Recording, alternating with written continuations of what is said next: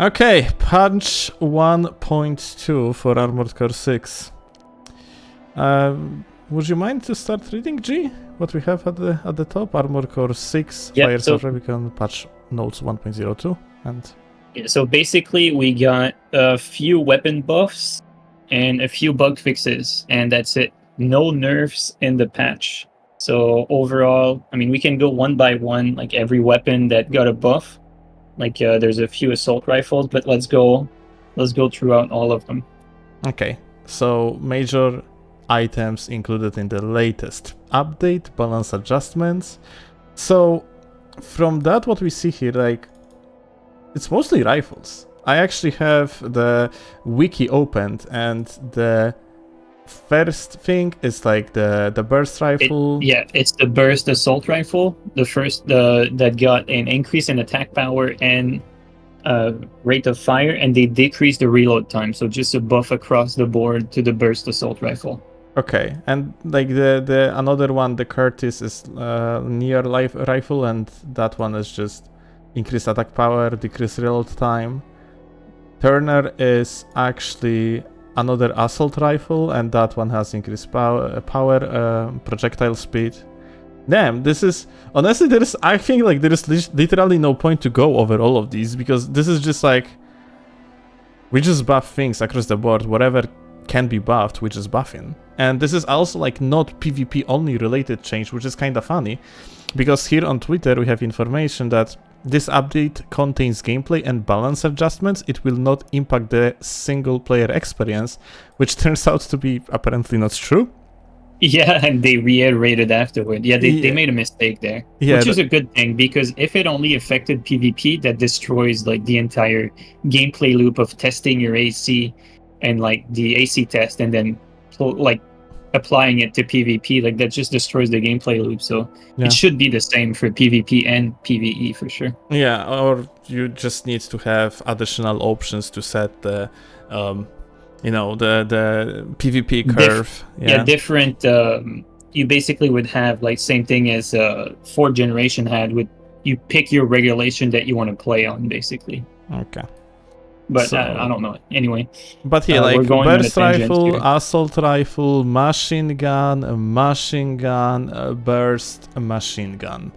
This is basically like literally, basically the weapon class got buffed, pretty much, and that's it. And at the bottom you also have adjusted certain attacks performed by the enemy units. About this C-Spite, okay, just bosses got buffed, dude, or I mean like adjusted. That might mean everything. It might be that mean like technically, means no nerf nor buff, but in reality it might mean like these bosses are just gonna be weaker or stronger. Like the test would be required. They literally buffed all submachine guns, all assault rifles, and they buffed the linear rifle except the Ares. They didn't touch the Ares.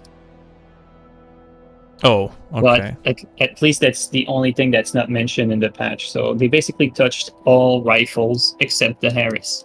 So, and Harris was good, yeah? Harris was good. Okay. It was the one of the only usable range weapon that's not like a missile. All right, so we essentially have Elden Ring patch 1.09, where they increased the amount of weapons that's going to be mid. To be fair, I think this is one of the smallest patch I've ever seen from Software Dude, though. Yeah, but yeah, like I even think this patch was probably in the work before the game even came out. If you know what I mean, probably. It's just like they basically like dropped the patch. Like they probably like wanted to do that.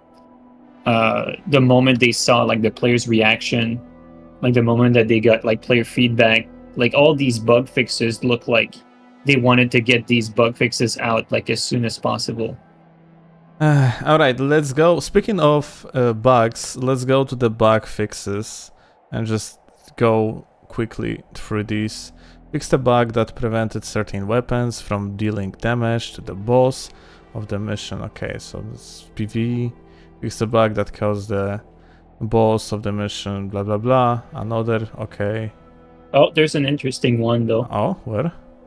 fixed a bug that caused vertical missiles and certain coral weapons to deal unintended amounts of damage. Oh. Well, that's like PvP impactful. If that was actually, holy shit! I never actually knew like that's the case essentially.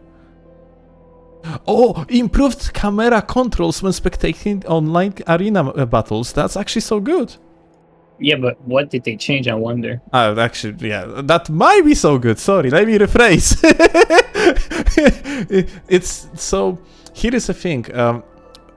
Unless it's skill issue on my part, I think once you're going to move the camera when you're spectating your friend playing on the PvP, you ending up in the situation that you just cannot make it so it tracks their camera movement anymore. You are stuck with requirement to move your camera, move his camera manually. Just like, you know. Right. So yeah, maybe that shit got improved, unless it is skill issue on my part, and there is a way to enable the spectated player camera movement, but I don't think so, honestly. Fix the bug that caused the punch animation to not be displayed correctly on the opponent's screen during online arena battles. I actually had more often issue with Pearl's armor not displaying. Yes, same here. So I wonder if it's gonna be related somewhat. Other bug fixes, GG, very good description. Fixed a bug that caused the game to enter offline mode and unable to save progress after device recovers from sleep mode. I heard it that like if your computer would go into the sleep mode when you was in the game, it would corrupt your save files. I heard about that. Like good thing they apparently fixed that. Fix the text displayed on screen after selecting quick menu. Okay, I didn't know there was something like that. Fix the blah blah blah. Fix the bug. Okay, that caused bosses to be rendered incorrectly. Well, okay, that's entire patch. GG, guys. What the fuck? Okay, so Zimmerman survived the nerf. The Coral, how that's called? Sorry, it survived the nerf. Survived the patch. Coral generators survived the patch. The freaking